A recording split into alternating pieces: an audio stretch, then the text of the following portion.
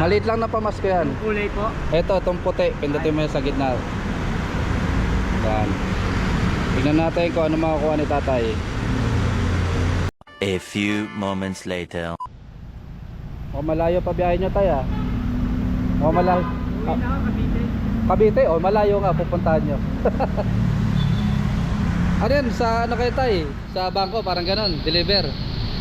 Meron ako kasi gustong gawin sa iyo tay. Bibigyan lang kita ng konting pamasko. Meron kasi akong mini raffle dito eh. So ito, pindutin mo na yan. Nandiyan dyan yung mapapanalunan mo kung ano yung makukuha mo. Maliit lang na pamasko yan. Yung kulay po. Ito, itong puti. Pindutin mo yan sa gitna.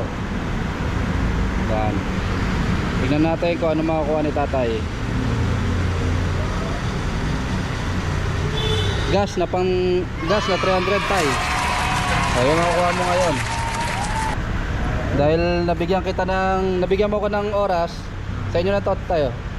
Panggas 300. Cavite pa kayo di ba? Ano pangalan mo tay? Alan Morales po.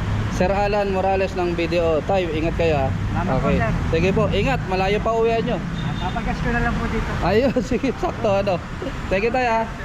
Oo. Ayun mga pare, si Tatay Alan na taga Cavite pa uuwi. So malayo pa yung uuwi niya. Tingin ko sakto sa kanya yung nakuha niyang panggas. Ayun. Ride safe sa'yo tayo ha. Ingat po.